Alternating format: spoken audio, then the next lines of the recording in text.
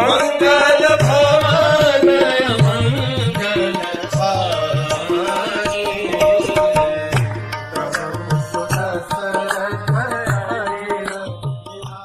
हरे कृष्ण।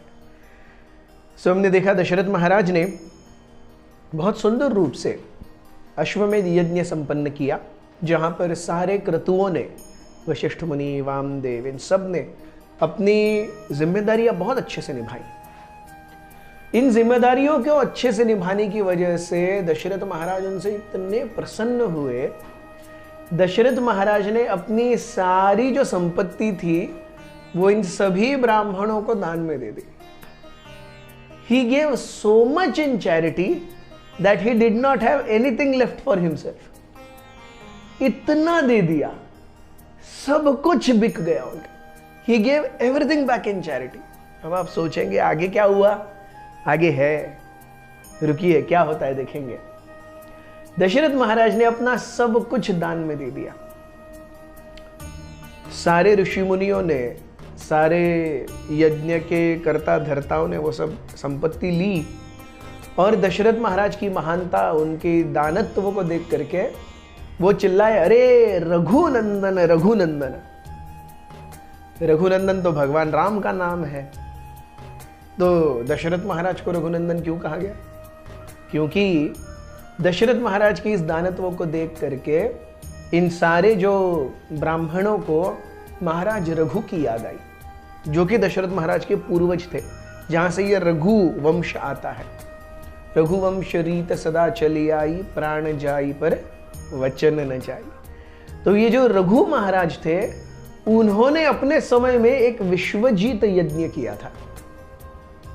विश्वजीत यज्ञ अर्थात संपूर्ण विश्व पर विजय पाने वाला यज्ञ। यह यज्ञ जब संपन्न हुआ तो उन्होंने भी अपनी सारी जो पूंजी है, अपना सारा राज्य कोष है, वो ब्राह्मणों में दान करके समाप्त कर दिया था।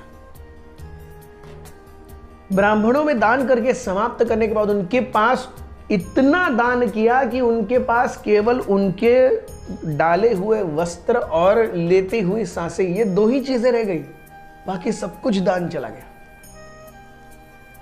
इसी बीच में वहां पर एक ब्राह्मण आए जिनका नाम था कौत्स।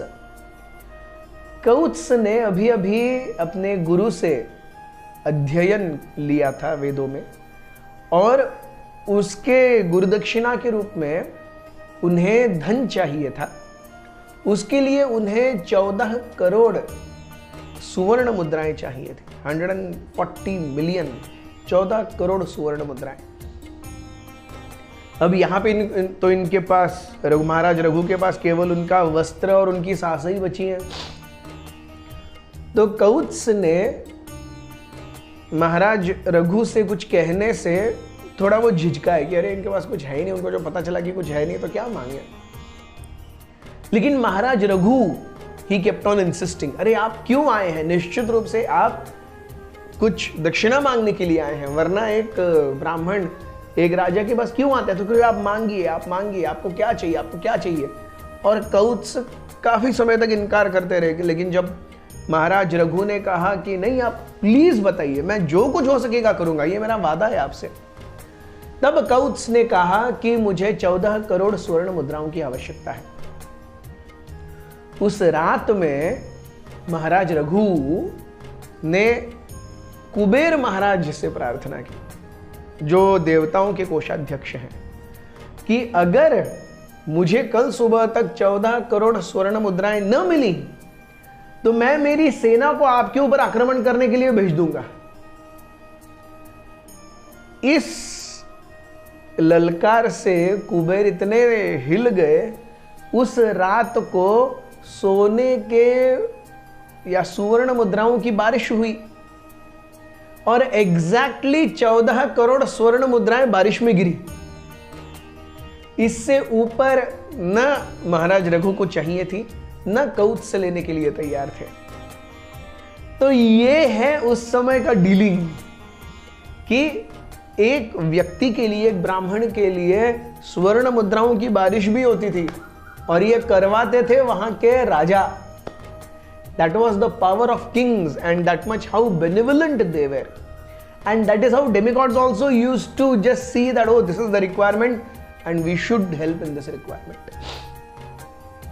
तो ये किस्सा याद आने के बाद जब महाराज दशरथ की भी अवस्था ऐसी हो गई कि केवल जितने वस्त्र शरीर पर हैं वही रह गए हैं और चलती हुई सांसें रह गई हैं, तब वहां पर सारे उपस्थित ब्राह्मणों ने कहा, अरे आप तो रघुनंदन हो। वो एक तरह से चिल्लाए, रघुनंदन रघुनंदन। तो सारे ब्राह्मणों ने अपने लिए जितना चाहिए उतना धन निकाल लिया थोड़ा सा, और बाकी सब फिर से महाराज दशरथ को और वशिष्ठ को रिदान दे दिया। You see, this is how people were not very much attached to wealth previously.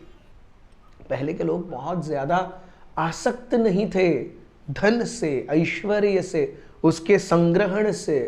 जितना चल रहा है जिंदगी बहुत अच्छा है। इस मामले में हम एक बहुत ही सुंदर कथा देखेंगे कल महाभारत से। हरे कृष्ण।